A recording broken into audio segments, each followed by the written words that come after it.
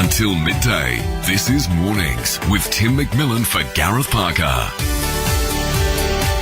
When you start talking about robots and artificial intelligence, people normally assume you're talking about some sort of science fiction movie or something they've seen that we've got to look forward to well into the future. But more and more we're hearing warnings now about robots taking over.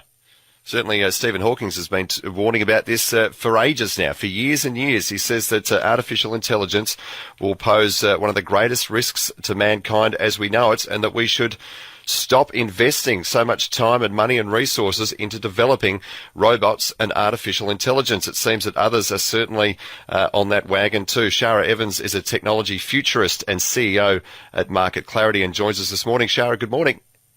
Hello, Tim. Look, do you agree? Are we living with our heads in the sand here as far as robots and artificial intelligence goes? Are we going to do ourselves out of humanity as we know it? Well, there are a couple of different things to look at. One of the first things is to understand that automation is happening and it's going to accelerate much, much faster than most people expect because we're now at an exponential growth stage.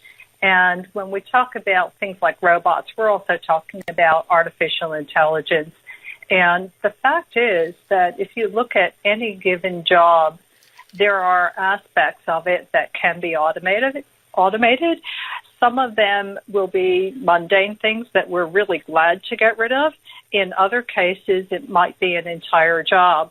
And this is the point in time when all of us, from a company and an individual perspective, need to start considering what parts of our jobs can be automated and what else are we good at.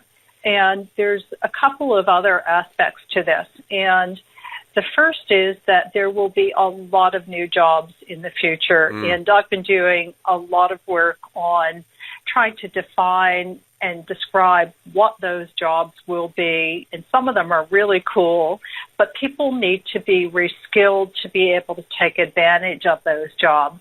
And that's where it comes down to skills assessments and actually then investing in reskilling in different areas.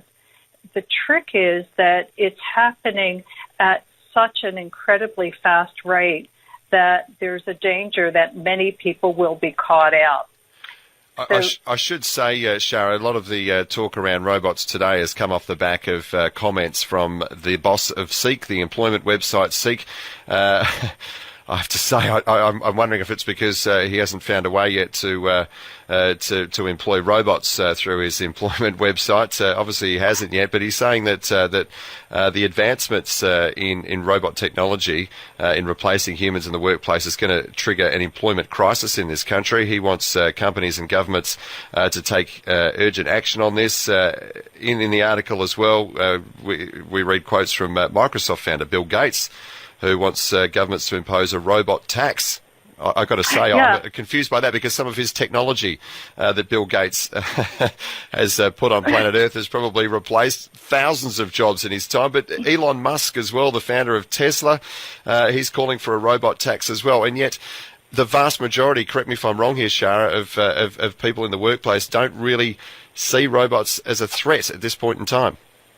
Well, there's a really big disconnect between what people think is going to happen and what is really going to happen. And when I talk about what's really going to happen, I'm looking at robots that are already being deployed across a whole range of industries right now, as well as artificial intelligence. So to give you an example of something that you might not think about, yep.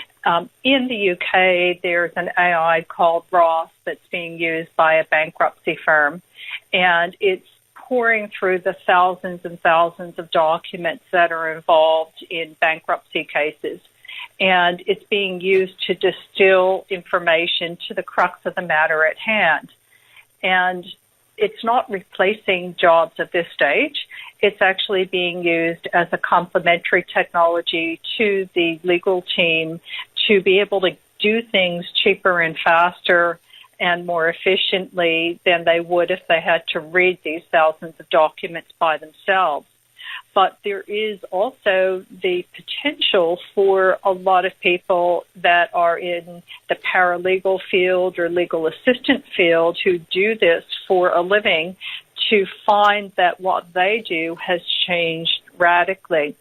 And these are things that are today, they're not science fiction. And that's what people do not understand. So where I'm sitting is, I guess, in between the doom and gloom position and robots taking over the world, with a warning that it's time to wake up, get our heads out of the sand, and actually start looking at what really can be automated within an organization and within your job as an individual, and start to understand what some of the cool new jobs of the future are going to be, and start training in the skill sets that you need to do it. So let me give you an example of a cool new job of the future.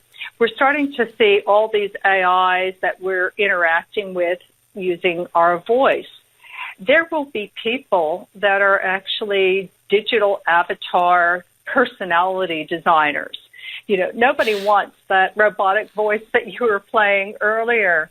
There will be people who have voiceover skills and real personality who will come into this new range of jobs. Another example is in home automation. We're getting more and more gadgets. You've heard of the Internet of Things, and there's also increasing security risks. We read about hacks and ransomware every day.